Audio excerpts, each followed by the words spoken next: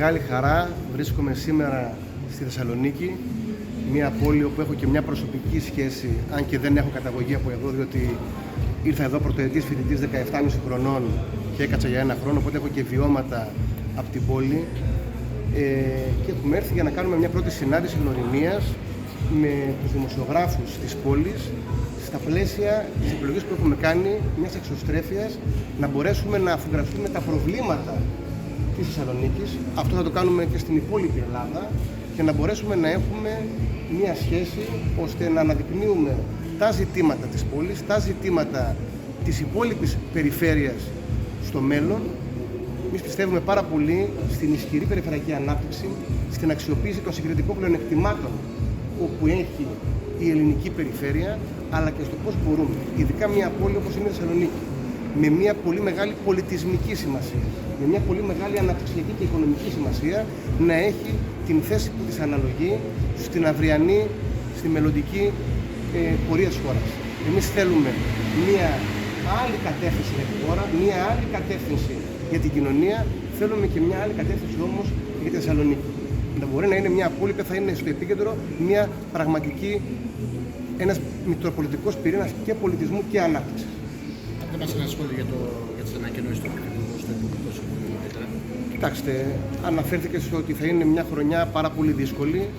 Αυτό προφανώς και είναι δεδομένο για λόγους και εξωγενείς αλλά και εσωτερικούς. Υπάρχει ένα πολύ απαιτητικό περιβάλλον διεθνώς και μετά την εκλογή του Ντόναλντ Τραμπ και τις δηλώσεις που βλέπουμε που δεν τις είχαμε συνηθίσει όσον αφορά το πώς αντιλαμβάνεται την εξωτερική πολιτική. Βλέπουμε με πολύ μεγάλη ανησυχία τις εξελίξεις στη Μέση Ανατολή, τα προβλήματα που έχει η Ευρώπη. Εμείς πιστεύουμε σε έναν νέο ευρωπαϊσμό, σε μια πιο ενεργητική παρουσία της Ευρώπης. Η χώρα μας έχει μόνο να κερδίσει από μια πιο ισχυρή Ευρώπη με συνοχή, γεωστρατηγικά, γεωπολιτικά. Άρα, στο κομμάτι αυτό προφανώς και αντιλαμβανόμαστε ότι είναι πράγματα πάρα πολύ δύσκολα και εδώ πρέπει η ελληνική κυβέρνηση να μπορεί να πιέσει τις ευρωπαϊκές ηγεσίες για μια πιο ολιστική προσέγγιση σε σχέση και με την Ανατολική Μεσόγειο, αλλά και με εκείνα που έχει θέσει εδώ και πάρα πολλά χρόνια ο Νίκος Ανδρουλάκης στην ανάγκη ενιαίας πολιτικής άμυνας και ασφάλειας. Παράλληλα, η Ευρώπη έχει και μεγάλα θέματα ανταγωνιστικότητας. Θέλει ένα οικονομικό μοντέλο που να είναι πολύ πιο ισχυρό και ένα κοινωνικό μοντέλο το οποίο θα μπορέσει να διατηρηθεί με ισχυρά κοινωνικά κράτη. Παράλληλα, έχουμε και μια εσωτερική πολιτική κατάσταση, ότι η κυβέρνηση μπορεί να πανηγυρίζει για τον ρυθμό ανάπτυξης που έχει, όμως αν δούμε τον προπολογισμό θα αντιληφθούμε ότι το 2,4% της ανάπτυξης που έχουμε είναι κυρίως λόγω της αύξησης των αποθεμάτων, των inventories, και όχι λόγω πραγματικών επενδύσεων. Η χώρα μας είναι για δεύτερη χρονιά συνεχόμενη με μειωμένες άμεσες ξένες επενδύσεις. Τα ισοζύγια εισαγωγών-εξαγωγών δεν έχουν θετικό πρόσημο αυτή τη στιγμή. Άρα και οι προβλέψεις δείχνουν ότι η ανάπτυξη θα επιβραδυθεί τα επόμενα χρόνια. Και παράλληλα, τι έχεις, μια χώρα που είναι σε διαρκή υποχώρηση όσον αφορά τους κοινωνικούς δείκτες. Και η Ευρωπαϊκή Επιτροπή επισημαίνει ότι πρώτη φορά 5 χρόνια μετά η χώρα στους δείκτες ανισότητας πηγαίνει στη ζώνη κινδύνου και παράλληλα βλέπουμε ότι είμαστε τελευταία πια σε αγοραστική δύναμη βάσει της Eurostat και μια σειρά κοινωνικών δικτών είναι σε υποχώρηση.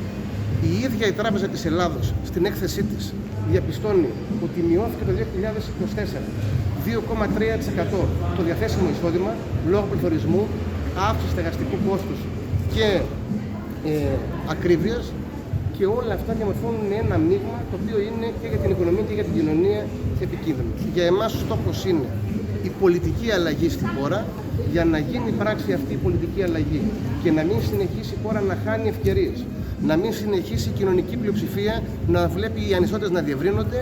Αυτό μπορεί να γίνει μόνο με στρατηγική ήττα της Νέας Δημοκρατίας και απομάκρυνσή της από την διακυβέρνηση του τόπου. Για να γίνει αυτό θα πρέπει το ΠΑΣΟΚ να ισχυροποιηθεί. Το επόμενο χρονικό διάστημα θα ξεδιπλώσουμε όλους τους άξονες του κυβερνητικού μας προγράμματος πιο συνεπτικά, πιο τολμηρά, πιο αποτελεσματικά. Για την Προεδρία της Δημοκρατίας. Από τη Θεσσαλονίκη ο επόμενος Πρόεδρος της Δημοκρατίας. Και θα το γενικεύσω λίγο εδώ. Εμείς έχουμε πει ότι δεν θα πούμε σε ονοματολογία. Δεν έχει κάτι, δεν είναι το βασικό που θα είναι, θα μπορούσε να είναι από οποιοδήποτε μέρος, γιατί όχι και από τη Θεσσαλονίκη. Αλλά εμείς δεν μπαίνουμε σε νομοτολογία, έχουμε μια καθαρή θέση. Έχουμε πει ότι για λόγους πολιτικής εξορρόπησης και επειδή ο πρόεδρος Δημοκρατίας πρέπει να συμβολίζει την εθνική ενότητα, πρέπει το πρόσωπο αυτό να προέρχεται από τον προοδευτικό χώρο. Αυτή είναι η θέση μας, την έχουμε εκφράσει εδώ και 2,5 μήνες και με χαρά ακούμε ότι εκεί που η κυβέρνηση πριν 2,5 μήνες μιλούσε για δεξιές ή κεντροδεξιές υποψηφιότητες, πλέον ακούγεται πάρα πολύ πιθανό το σενάριο ο υποψήφιος να προέρχεται από την κεντροαριστερά. Αυτό θα σημαίνει άλλη μια επιδραστική πολιτική επιλογή που έκανε το ΠΑΣΟΚ το τελευταίο χρονικό διάστημα μαζί με άλλες πολλές.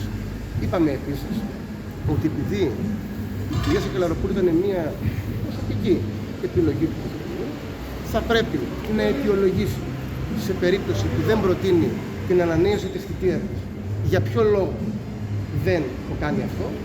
Παράλληλα, αν προτείνει την κυρία Σακελαροπούλου ξανά, εμείς έχουμε εκφράσει το σεβασμό στο πρόσωπό της, χωρίς να λέμε ποια είναι η άποψή μας όσον αφορά την ενδεχόμενη ψηφιότητά της, θα πρέπει να πει αν την προτείνει για ποιο λόγο την αποδυνάμωσε το τελευταίο τρίμηνο με αυτή την περιραίωση ατμόσφαιρα.